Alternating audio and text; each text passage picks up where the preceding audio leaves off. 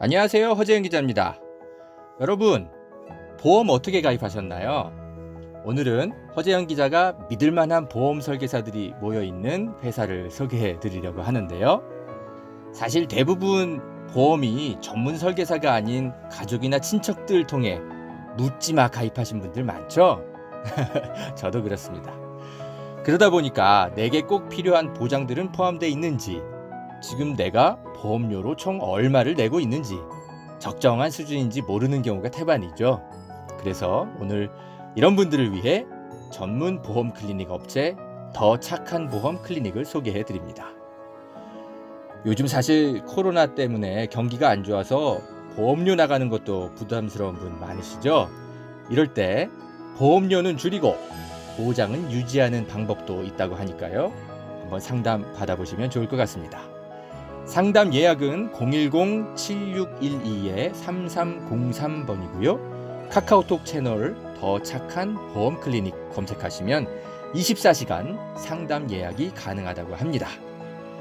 예약만 하시면 전국 어디든지 무료로 방문 상담 가능하다고 하니까요. 평소 내 보험에 대해 궁금하셨던 분들 상담 받아보십시오. 그리고 전화 거셔서 허재연 기자 광고 보고 전화합니다 라고 말씀해 보세요. 그러면 좀 더 정확하고 믿을 만한 서비스 받으실 수 있지 않을까요? 업체에는 제가 말해 놓겠습니다. 이 광고는 허재연 TV 유튜브 수익 구조 개선을 위해 마련된 광고입니다. 고맙습니다.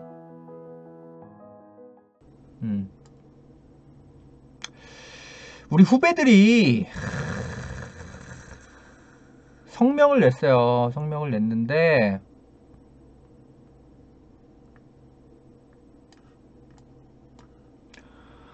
최근에 그 한겨레 법조 기사들이 친정부 성향을 띈다 이러면서 열패감을 느낀다 이러면서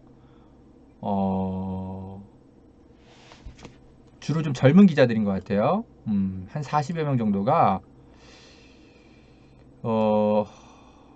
국장 사퇴하라 이러면서 성명을 냈어요. 그래서 실제로 사회부장하고 법조팀장이 사퇴했다 그러더라고요. 아이고 참. 그래서 제가 왜 재작년에 그 조국 국면 때 후배들의 이제 그런 입장에서 제가 깜짝 놀라가지고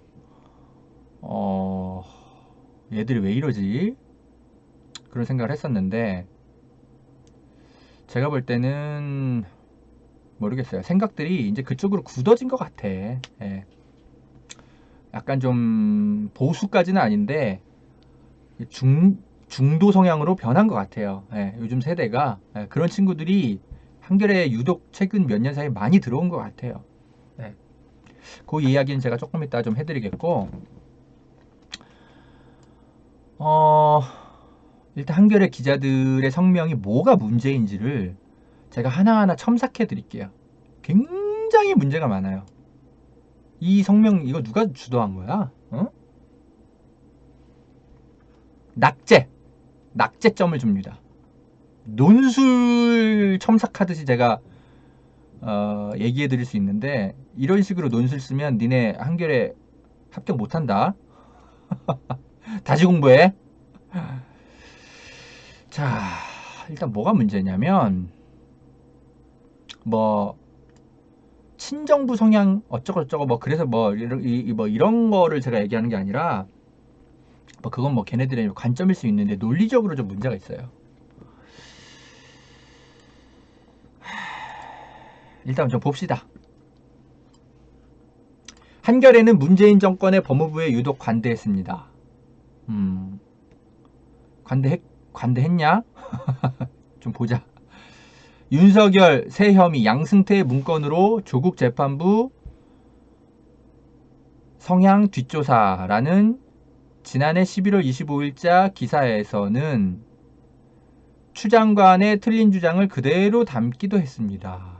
이 기사는 윤석열 검찰이 조국 전 법무부 장관 사건 재판부의 무리야기 법관 해당 여부 등을 조사했다고 강도 높게 비판했습니다. 그러나 이후 공개된 문건에는 조국 재판부의 무리야기 법관 여부와 관련한 내용은 없었습니다.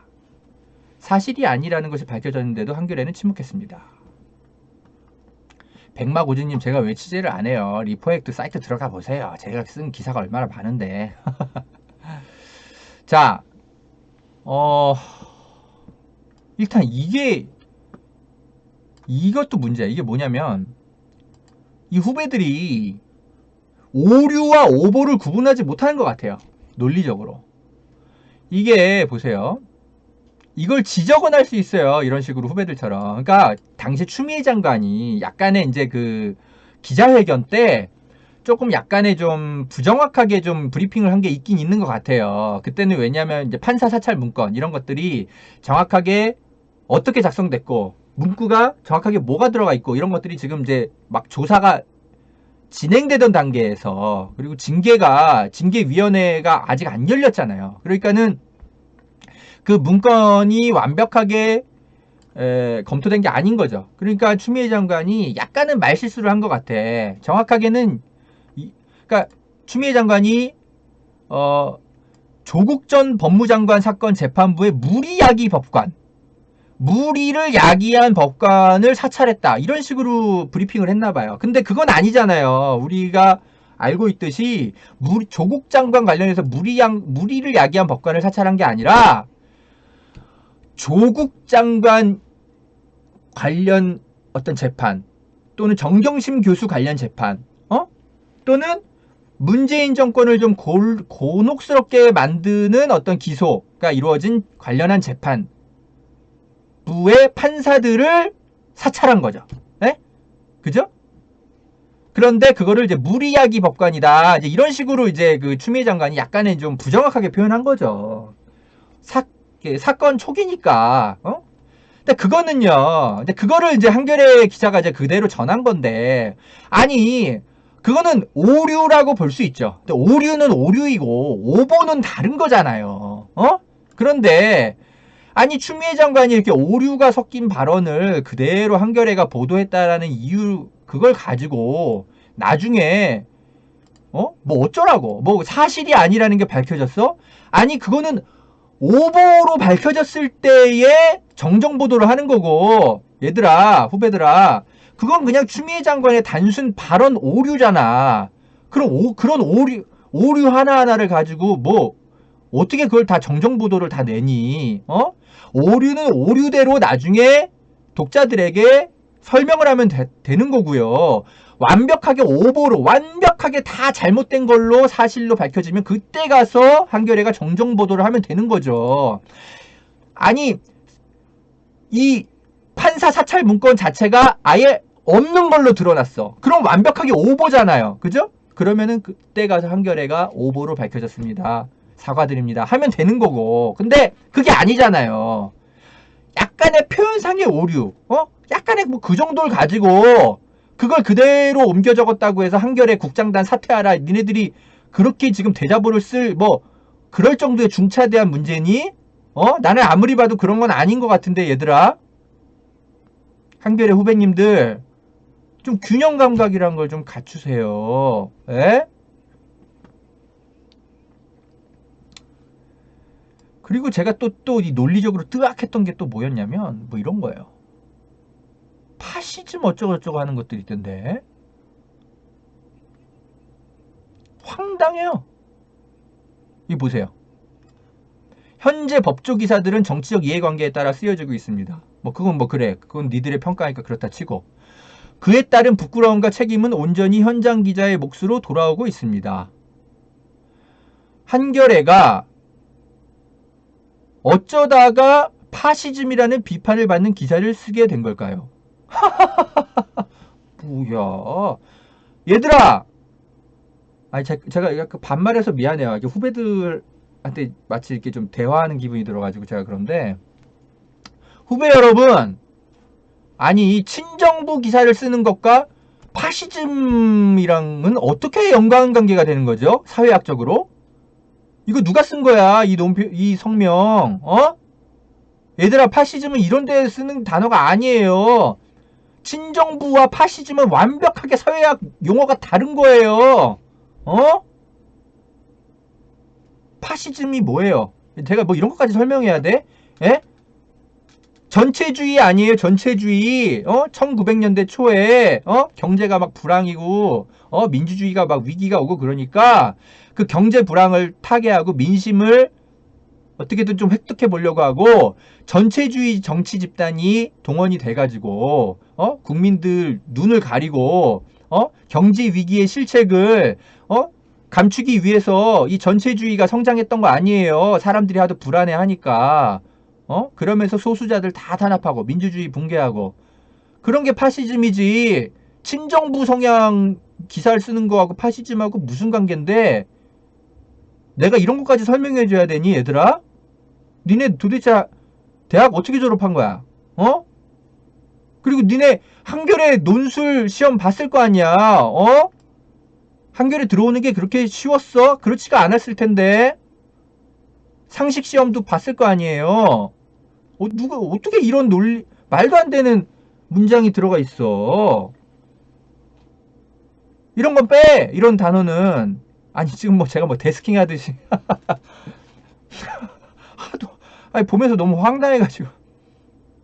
그러니까 제가 볼 때는 아마 이런 얘기를 하고 싶었던 것 같아요. 그러니까 사내에서 이제 현장 기자들이 에?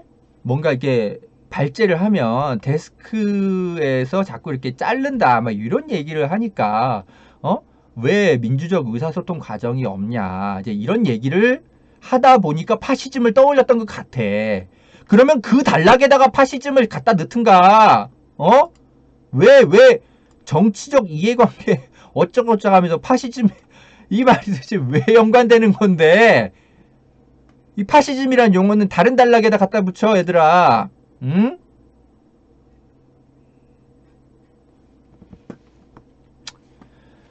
하여튼 논리적으로도 문제예요. 이런 식으로 논술 쓰면 얘들아 니네 60점도 못 받아.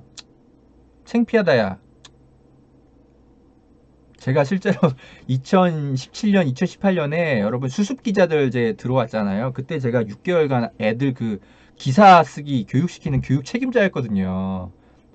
그래서 그때 지금 자꾸 그 말 습관이 남아 있어갖고 막 애들한테 얘기하듯이 하는데 그때 제가 다 애들 막 기사 쓰기 다 검토하고 막 문장 잘못 쓰면 훈육도 하고 그랬었거든요. 근데 이번에 이 성명 쓴 애들이 보니까 다 제가 가르쳤던 애들이 다 들어가 있더라고요. 그러니까 제가 얼척이 없는 거예요. 그렇게 열심히 제가 가르쳐 놨는데 아직도 기사 똑바로 못 쓰고 있고 이러니까 제 책임이죠. 어떻게 보면 제가 교육 똑바로 못 시켜가지고. 에휴 씨.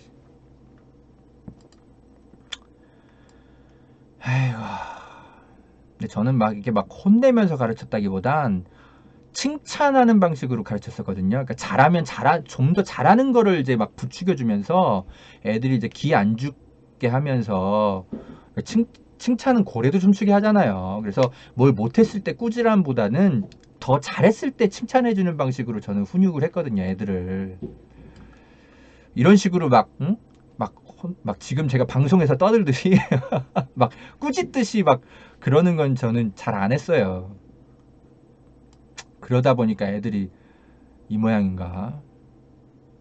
그쵸, 흐르는 물처럼 내가 잘못했나? 뭐 아무튼 뭐 이런 거는 이제 좀 이렇게 논리적으로 좀 지적을 해드리고 그리고 이제부턴 지적이라기보단 우리 후배들과의 논쟁. 뭐가 논쟁이냐? 동의가 안 되는 부분들이 있어요. 뭐냐면 이런 겁니다. 어,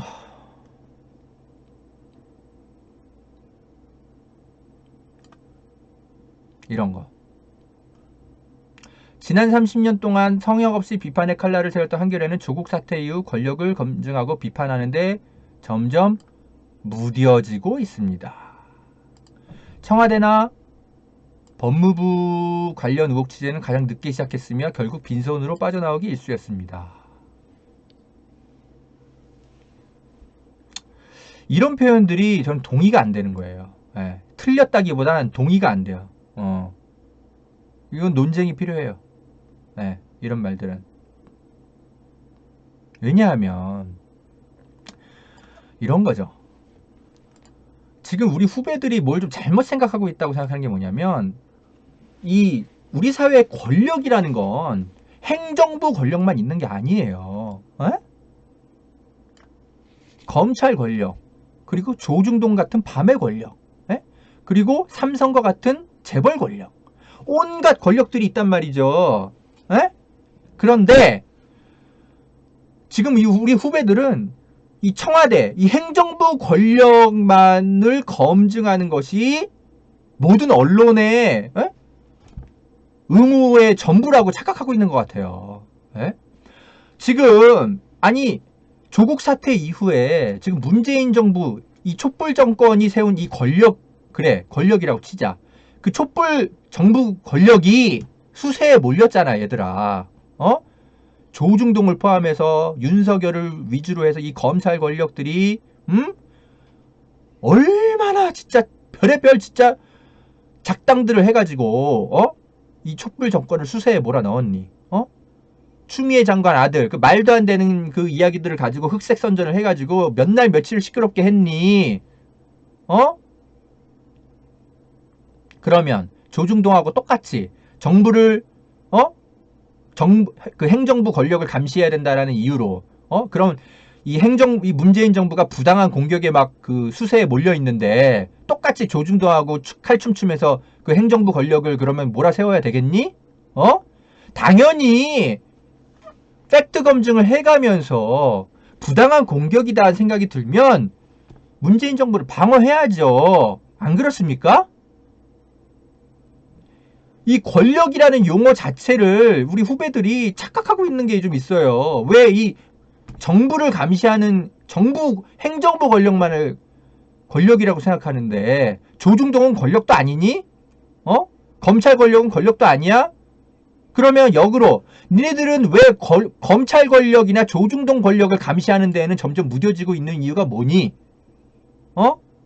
나도 한번 거꾸로 물어봅시다. 에? 우리 후배 여러분, 왜 조중동과 재벌 권력, 국민의힘, 이 검찰 권력, 이런 사람들의 권력을 감시하는데 점점 무뎌지는 이유는 뭐예요?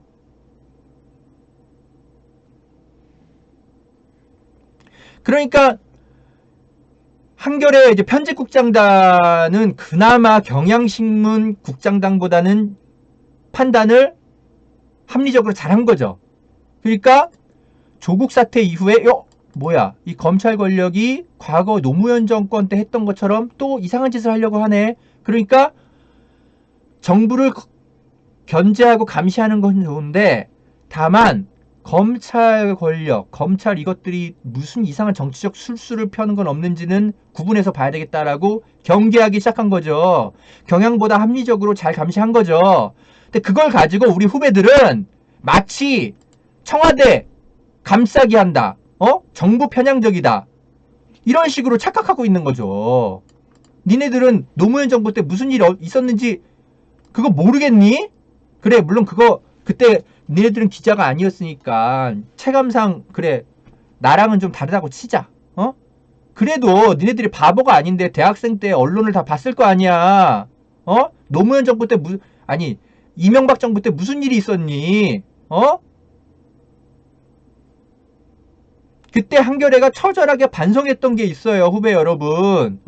그때도 똑같이 노무현, 한명숙, 온갖 그 검찰의 수사의 칼날에 한겨레 법조팀도 막 놀아나가지고 똑같이 조준도하고 똑같이 칼춤을 췄다고. 그래서 대통령이 서거하는 그런 불행한 일을 맞닥뜨리고 나서 한겨레가 반성을 했어요.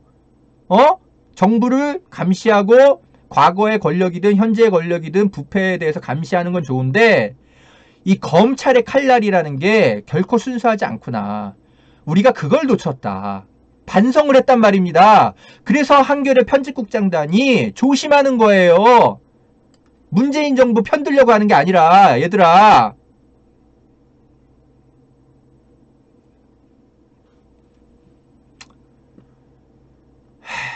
저는 이제 2007년도부터 한겨레 기자였으니까 그때 그 한겨레가 처절하게 반성하는 과정을 몸으로 부닥쳤던 그 세대죠. 그러니까 신입 기자일 때 제가 그거를 겪었기 때문에 어떻게 보면 운이 좋았던 거죠, 저는. 예, 그렇게 한겨레가 처절하게 반성해 가는 과정을 몸으로 체험했기 때문에 그래서 이 한겨레 편집국장단의 이 조심스러운 태도, 이 조국 국면 이후에 예, 이 검찰의 수사를 보도하는 그 조심스러운 태도가 저는 너무나 이해가 되는 거죠. 예? 근데 우리 이 5년차 이하의 기자들은 그걸 잘 모르는 거예요. 모르면 좀 배워야지. 모르면 모르는 대로 부끄러워하지는 않고 이런 식으로 성명이나 쓰고 국장단 물러나라 이러고 자빠져 있으니 진짜 아이고 정말. 그리고 현장 분위기와 전혀 다른 무리한 기사 계획이 편집회의 과정에서 만들어져 일방적으로 찍어 내려진 경우도 많았다고 니네들은 주장을 하는데, 야 얘들아, 니네들 현장에서 보는 기사들이 대체로 옳지. 그런데 문제는 법조팀에서 발제하는 현장 기사들이 오히려 더 문제인 경우들이 많아요. 그건 내가 법조팀에 있어봤기 때문에 증언을 하는 거 아니에요. 법조팀에서 굴러다니는 그 현장의 제보들이 다 뭔지 아니? 그게 다 순수한 제보들이 아니야. 검찰이 흘려주는 것들만 흘러다닌다니까. 법조 현장이 그래. 나도 법조팀에 가보기 전까지는 몰랐었어. 근데 막상 가보니까 이건 다 검찰 손바닥 안에서 놀아나는 현장 기사들인 거예요. 검찰이 흘려주는 것들만 제보로 떠다녀. 그게 법조 현장이에요. 일반 사회 현장하고 완전히 다르더라고. 니네들 그거 경험 안 해봤잖아. 법조 현장은 일반 현장이랑 달라요. 그래서 검찰 손바닥 안에서 놀아나는 그런 현장의 기사들이 있기 때문에 그래서 한겨레 편집국장단이 법조 현장 발제에 대해서는 경계를 하는 거예요. 그게 맞아. 그렇게 해야 되는 게. 왜냐하면 노무현 대통령 그렇게 서거하는 과정 속에서 한겨레가 그걸 깨달았거든요. 거리두기 해야 된다고. 법조 현장 기사들에 대해서는. 그래서 편집회의 과정에서 법조팀에서 이런 발제를 했는데 이거는 윤석열의 어떤 뭐 라인에 어떤 뭐 일방적인 주장일 가능성이 있으니까 이런 건 좀 조심해서 기사를 씁시다. 이렇게 회의에서 니들한테 발제를 다시 하라고 얘기를 했겠지. 안 봐도 뻔하다. 국장단의 말을 잘 이해해야지. 니네들이 현장에서 법조 현장에서 이상한 발제를 하면 그런 거 교체하고 세련되게 다듬어 주라고 있는 게 국장단인 거예요. 머리에 피도 안 마른 기자들이 어디 국장단에 내가 이런 식으로 얘기하면 그래 꼰대 같다는 생각이 들겠지. 근데 니들이 진짜 그런 얘기가 나오게 만든다 얘들아. 아니 5년차 이하면은 뭘 좀 선배들이 어떤 얘기를 하고 어떤 식으로 기사를 만들어 가고 신문을 만들어 가는지 배우는 자세가 있어야지. 무슨 뭐 들어온 지 얼마 되지도 않은 것들이 성명서나 계속 쓰면서 국장단 물러나라 막 농성하고 있고 빈수레가 열어나듯이 왜 뭐 그러고 있어. 그리고 김학의 불법 출국 금지 의혹. 참, 얘들아 그래 너는 이런 것도 문제 삼는구나. 참. 그래 김학의 출국 금지 절차적 흠결 살펴봐야죠. 누가 그거 살펴보지 말래? 근데 근본적인 게 더 있는 거 아니야.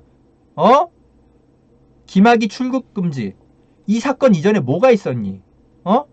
검찰이 애초에 제대로 이 수사를 했다면 김학의 출국 금지 이 절차적 흠결과 관련해서 이런 일들이 먼저 벌어졌겠니? 그래서 김학의 사건을 재수사하고 어쩌고저쩌고 이런 것들에 대해서 흠집을 내기 위해서 김학의 출국 금지 절차적 흠결과 관련해서 퍼뜨리는 세력들이 있는 거 아니야. 그거를 함께 봐야죠. 이 절차적 흠결 이거에만 집중하면 니네들 그렇게 되는 거예요. 숲은 보지 않고 나무의 잎만 보는 거예요. 나무만 보지 말고 숲을 보라고. 달은 보지 못하고 손가락 모양만 보고 자빠져 있어. 그러니까 니네들이 젊은 기자인 거예요. 원래 젊었을 때는 그렇게 좀 지혜롭지 못해. 맞아요. 그런 연차예요. 오류가 많다고요. 저도 그랬고요. 한 10년쯤 기자 생활을 해야 달이 보이기 시작해요. 그래서 10년 차 되기 전까지는 최대한 자기 주장보다는 먼저 배우려는 자세를 가져야 돼요. 근데 뭘 배우기도 전부터 그냥 나는 손가락을 보고 있는데 왜 국장단에선 달만 보고 계속 기사를 쓰라 그러는 거예요. 국장단 물러나라. 이러니 내가 화가 나, 안 나? 예? 제가 이 후배들 이렇게 무슨 뭐 이렇게 가르치듯이 꼰대처럼 지금 제가 얘기하고 있는 거 저도 알고 있는데, 뭐 저도 뭐 솔직히 마음이 그러네요. 예. 제 눈앞에 있으면은 저는 혼냈을 것 같아요. 이거 뭐 토론을 하려다가도 이게 감정이 기본적으로 토론이 안 돼. 일단 막 열받아 죽겠어. 한겨레 그 사회부장 왜 사퇴하셨어요? 사퇴하지 마. 뭐하러 사퇴해? 애들이 틀린 얘기를 하는데 법조팀장도 그렇고. 나는 솔직히 말하면 이 법조팀장 별로 편들어주고 싶지도 않아요. 근데 보니까 이 후배들이 더 문제네. 그나마 사회부장 법조팀장은 양반이었나 보네. 나는 이 인간들이 문제인 줄 알았는데. 아이고, 제가 진짜 얘네들을 이거 어찌하면 좋습니까 이거. 그러니까 제가 그린비님 제작비로 잘 쓸게요. 고맙습니다. 어떻게 보면 한겨레가 이제 망가져가는 그 과정 속에서 이렇게 제가 이 안에 없고 바깥에 나와 있으니까 제가 마음은 편할 수 있어도 사실은 이렇게 중차대한 시기에 제가 한겨레 안에 없으니까 애들이 이렇게 이상한 얘기를 하는데도 제가 이 안에서 해줄 수 있는 얘기도 없고 참 답답하네요. 애들이 뭐 제 방송을 보겠습니까? 허지연 TV를. 카타리나님, 제가 그래서 오늘 이 논평을 준비하기 전에 좀 물어봤어요. 한겨레 내부에 이제 저랑 좀 생각이 비슷한 사람들한테. 저 같은 기자가 없대요. 이 현장 기자의 40명이 누군지 제가 이름을 좀 다 확인을 해보니까, 그러니까 5년차 이하 기자들 중에는 웬만한 애들 다 참여했다고 보시면 돼요. 한 명도 예외 없이. 제가 좀 약간, 그래, 이런 애들은 좀 참여를 안 했을 수도 있겠다라고 기대했던 애들이 오히려 더 적극적으로 참여했더라고. 어이가 없어가지고. 예외 없이 다 참여했다고 보면 돼요. 8, 90%가 다. 그러니까 얘네들이 근데 이제 한 5년쯤 지나면 이제 한겨레의 주축이 되는 거거든요. 사회부 차장이 되고 부장이 되고 한단 말이죠. 큰일 났어요. 한겨레 이제 구제불능입니다. 이게 안 돼.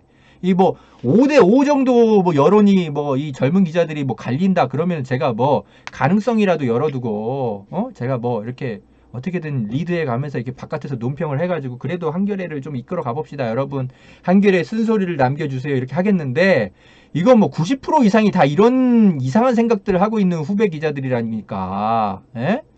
이 한겨레 이거 고쳐 쓰기 어려울 것 같은데요. 이러면. 예?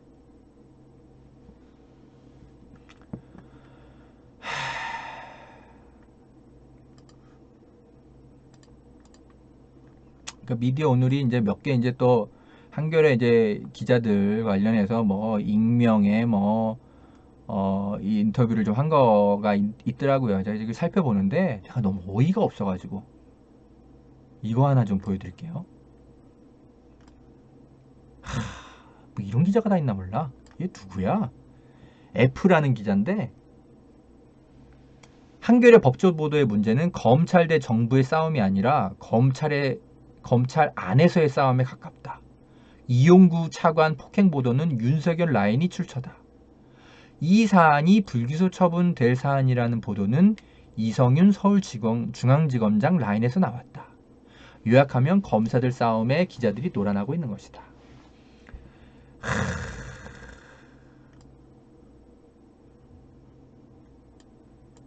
이거 이렇게 확정적으로 이렇게 얘기하잖아요. 그러니까 제보의 소스가 어디란 것까지 얘기하는 거면 이거는 한겨레 법조팀 안에 있는 기자인 것 같아요. 보통 그 법조팀 바깥에서는 구체적으로 어떤 그 제보가 어떤 라인에서 나왔는지까지는 모르거든요. 근데 그렇게 확정적으로 얘기하는 거 보면 얘는 법조팀 기자야. 그런데 이 말 동의가 되십니까? 한겨레 법조 보도는 검찰 대 정부의 싸움이 아니라 검찰 안에서의 싸움이래. 지랄하고 자빠졌다. 야! 검찰 개혁을 하려 그러니까 작당을 해가지고 지금 문재인 정부에 맞서서 집단적으로 검란을 벌이고 있는 게 안 보이니? 나 근데 얘 누군지 알 것 같아요. 굳이 제가 실명은 언급 안 하겠지만 누군지 알 것 같아요. 예. 이런 애가 밀정이에요. 한겨레에 숨어있는 밀정. 이런 애는 도태돼야 됩니다. 한겨레에서. 누군지 아는데 굉장히 유명한 애예요. 제가 누군지 아는데 자, 뭐 이렇게까지 험담을 하고 있기 때문에 명예훼손에 가까워서 이름은 얘기 안 합니다. 이런 애가 밀정이에요. 한겨레에 있으면 안 되는 애예요. 근데 이런 애가 한겨레 법조팀에서 기사 굉장히 많이 써요. 그리고 실력도 인정받고 있고. 큰일 났습니다.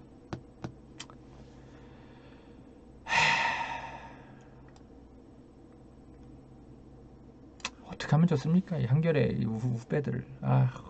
진짜. 제가 마음이 너무 막 속상해가지고 미치겠어요. 진짜. 이런 거 보고 있으면. 아이고.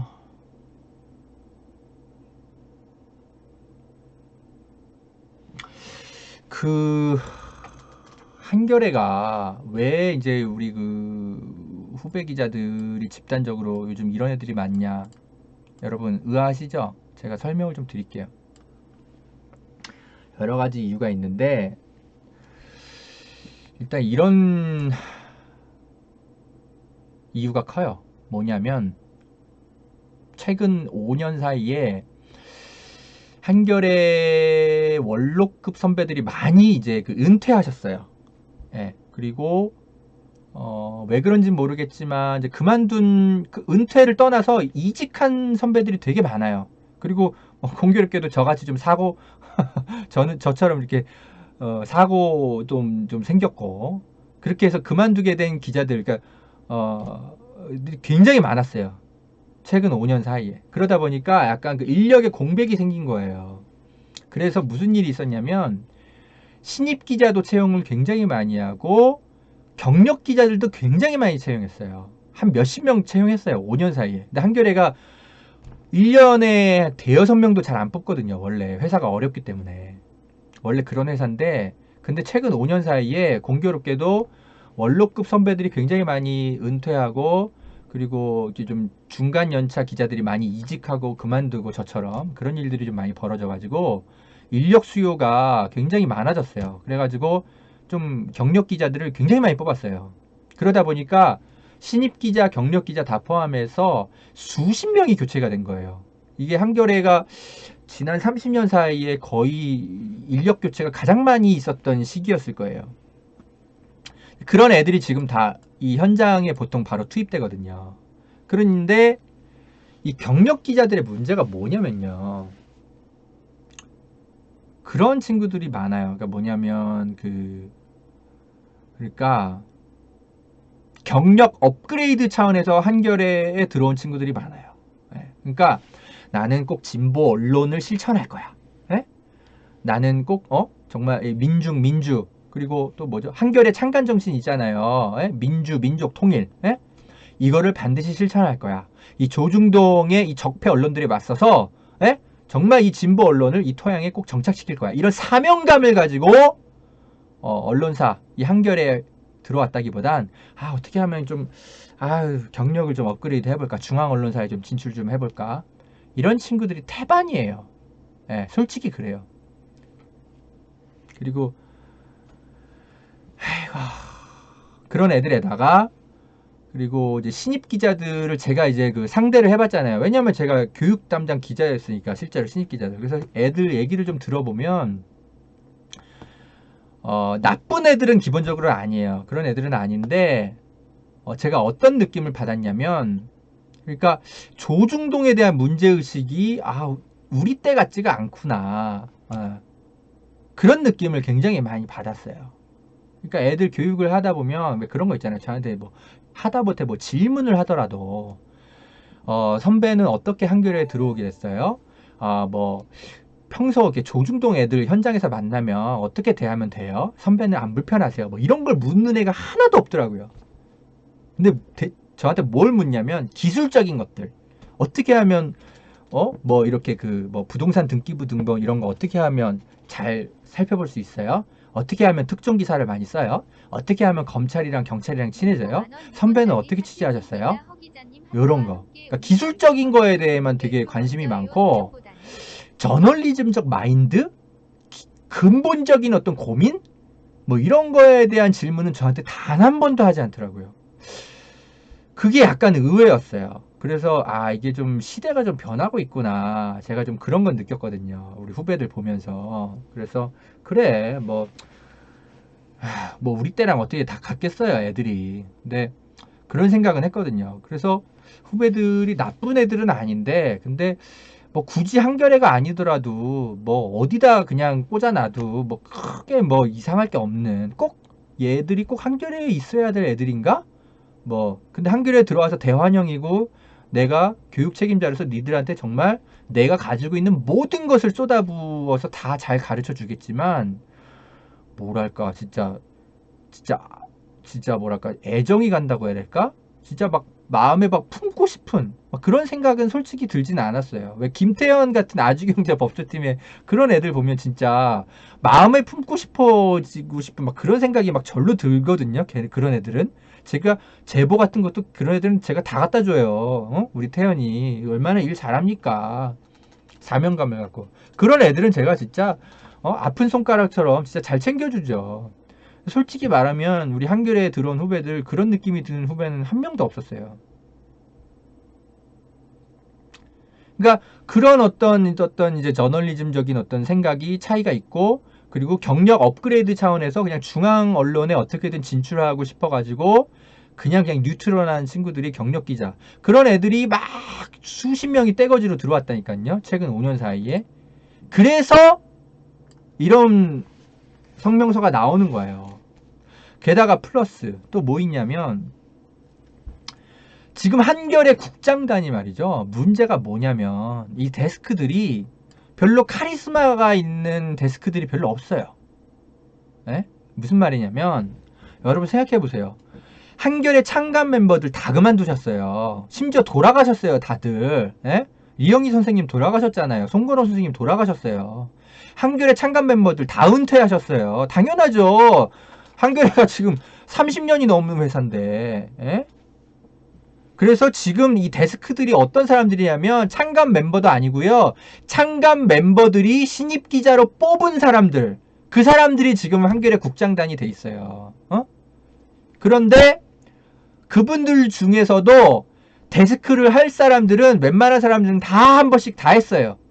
근데 진짜 이번에 특히 이 데스크들이 어떤 사람들이 됐냐면 진짜 마지막 후순위들.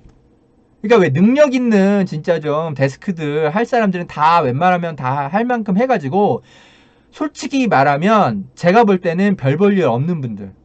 그러니까 그냥 나이 먹고 연차가 그냥 자연스럽게 높아져서 뭐 특별히 사고 치지 않고 그냥 부장 되신 분들. 그러니까 후배들에게 별로 카리스마 없는 선배들 있잖아요. 나쁘지도 않고 적폐 언론인도 아닌데 그냥 적당히 나이 드시고 부장 연차가 되신 분들. 후순위 중에 후순위인 분들. 그런 분들이 이번에 공교롭게도 다 국장단에 많이 포함되어 있더라고요. 사장도 그렇고 편집국장도 마찬가지예요. 다 그런 분들이에요. 그러다 보니까 이 현장 기자, 이 후배들한테 권위가 안 선 것 같아요. 이 한겨레 국장단들이 속으로 무시가 되는 거죠. 왜냐하면 진짜 굵직한 특종 기사를 쓴 선배들도 아니고 진짜 막 나라를 막 들었다 놨다 한 선배들 있잖아요. 그런 선배들이 다 은퇴하고 그런 사람 좀 몇 명은 그죠? 이미 다 국장 할 거 다 하고 논설위원으로 빠져 있고 그러다 보니까 이제 자기들을 지도하는 사회부장을 꼭 얘기하는 게 아니고 뭐 하여튼 국장단이 별로 그렇게 존경할 만한 업적을 쌓은 선배들이 별로 없는 거예요. 그냥 노멀한 선배들인 거예요. 그러니까는 카리스마도 떨어지고 하니까는 애들이 말을 안 듣는 거지. 저는 알잖아요. 이 선배들 중에 어떤 사람이 진짜 굵직굵직한 기사를 쓴 사람인지, 어떤 사람은 그냥 나이만 먹고 적당히 그냥 부장급 연차가 된 사람인지 저는 대충 보면 알잖아요. 이름만 보면. 그런 사람들이 공교롭게도 이번에 국장단에 많이 포함되어 있어요. 그러다 보니까 하나도 권위가 안 선 거죠. 그러니까 애들이 툭 하면 그렇게 성명서 쓰고 자빠져 있는 거예요. 뭣도 모르는 애들이. 안 그래도 뭣도 모르는데 국장단이 못 믿었고 무시할 만한 선배들이니까.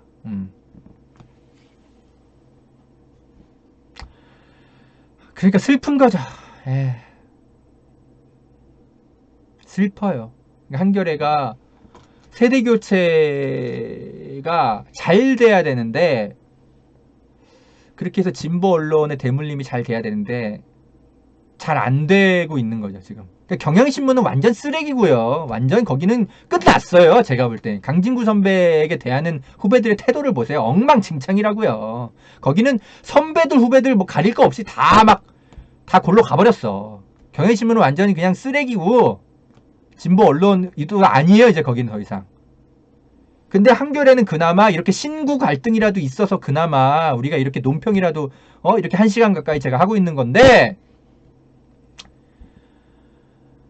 제가 볼 때는 이 세대 교체에 실패한 것 같습니다. 실패하고 있어요.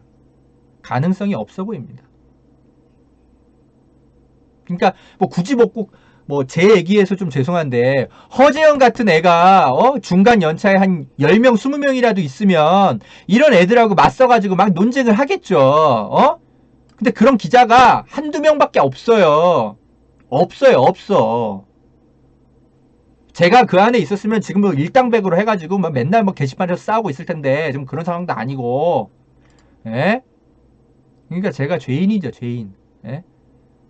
그런 사고를 치고 나온 게 제가 죄인인데, 한겨레는 제가 볼 때는 세대 교체에 지금 실패하고 있습니다. 예? 제 탓이죠. 제 탓이기도 하죠.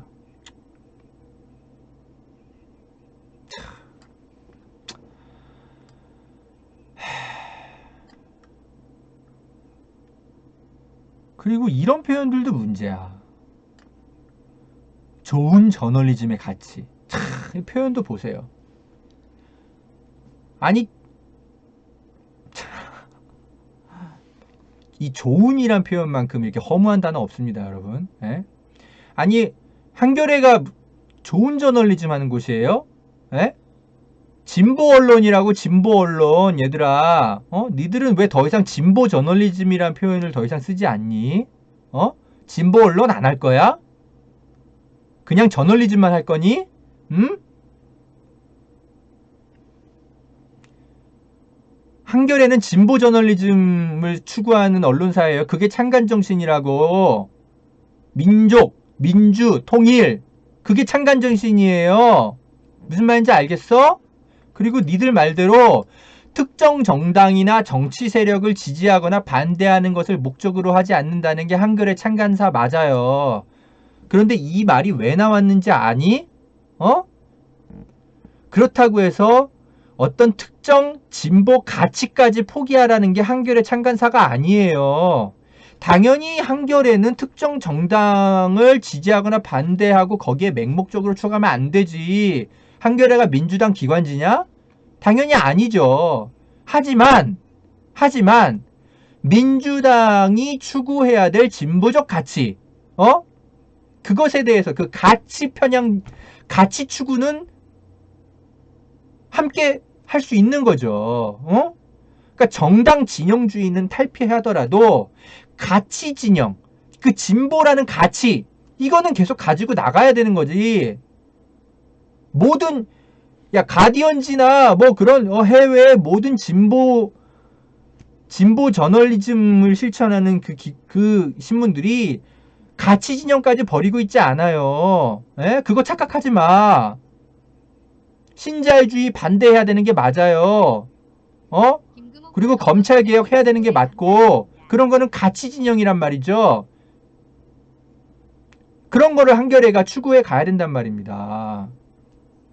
문재인 정부가 뭐죠? 그러니까 예를 들면 그런 거죠. 문재인 정부를 비판은 해야 될 때가 있는데 어떤 때 비판해야 되냐면요. 저는 이렇게 생각해요, 여러분.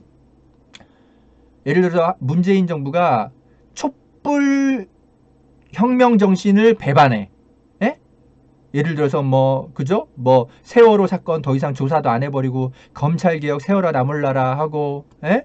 언론 개혁도 아예 안 해버리고, 갑자기 막 대연정 국민의힘이랑 하고 그리고 박근혜 대통령 사면해버리고 만약에 이런다면 당연히 문재인 정부 비판해야죠. 우리가 왜 한겨레가 맹목적으로 문재인 정부를 지지해야 되는데 당연히 안 되지. 그건 촛불 정신을 배반한 정부인데 문재인 정부 미쳤다고 지지하니? 그때 가서는 문재인 정부를 혹독하게 비판해야 되는 거예요. 그래서 과거 노무현 정부 때 한겨레가 FTA 협상에 반대하는 사설을 내보내고 이라크 전쟁에 파병하겠다고 하는 노무현을 비판하는 사설을 내보내고 했던 이유가 바로 그거예요. 노무현 정부를 반대한다기보단 노무현 정부가 촛불 민심을 배반하는 정책을 자꾸 받아들이고 심지어 대연정까지 하겠다고 이상한 거 발표하니까 그래서 한겨레가 비판했던 거란 말입니다. 그럴 때는 정부를 비판해야지 날카롭게. 근데 지금 문재인 정부를 보세요. 문재인 정부가 촛불 정신을 배반하고 있어요? 조금 못 믿어온 측면들이 조금씩 보일 때도 물론 있죠. 그런데 전반적으로 잘하고 있는 거 아니에요. 위안부 합의, 그 박근혜가 말도 안 되는 거 한 거. 그거 다 협상 무효화하고 심지어 경제 보복까지 당하는데도 우리 진짜 끝까지 똘똘 뭉쳐가지고 문재인 정부가 그거 위안부 할머니들 정신적 피해 보상받기 위해서 정말 끝까지 원칙을 버리지 않잖아요. 저는 그거 하나만 해도 정말 문재인 정부 대단한 거예요. 수출 보복 당하고 경제가 위기에 빠졌는데도 그 몇 명 안 되는 위안부 할머니들 마음에 상처가 될까봐 위안부 합의를 그 박근혜 정부 때 한 거 다 파기시킨 거 아니에요. 얼마나 대단한 결정입니까? 촛불 민심 끝까지 관철하잖아요. 그리고 검찰 개혁도 그렇고. 그런데 왜 문재인 정부를 편을 당연히 들어줘야죠. 수구 세력들이 문재인 정부를 공격하고 뒤집어 엎으려고 그러는데 그럼 문재인 정부 방어해야지. 그게 진보 언론인데 당연한 거 아니에요? 노무현 정부 때랑 다르다고 문재인 정부는 지금. 그러니까 진보 언론이 문재인 정부를 옹호하는 게 뭐가 잘못된 건데. 문재인 정부라서 옹호하는 게 아니라 촛불 정신을 계승하고 착실하게 그 혁명의 실천 과정을 계속 밟고 있기 때문에 옹호하는 것 뿐인 겁니다. 문재인 정부라서 옹호하는 게 아니고. 알겠니 얘들아? 후배들아.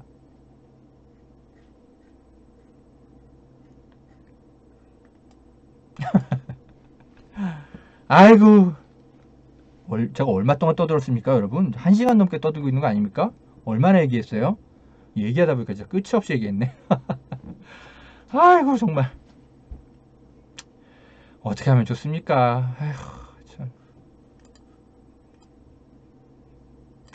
야 아무튼 여러분 한겨레 모르겠어요. 구독을 제가 계속 해달라고 제가 이제 더 이상은 얘기 못할 것 같습니다. 나 부끄러워서 못하겠어요. 차라리 어쩌면 구독을 해지하는 운동이 벌어져서 이 얼치기 젊은 기자들이 완장질하는 것에 대해서 엄중하게 경고하는 것이 오히려 한겨레를 도와주는 길이 아닌가 요즘 그런 생각도 듭니다.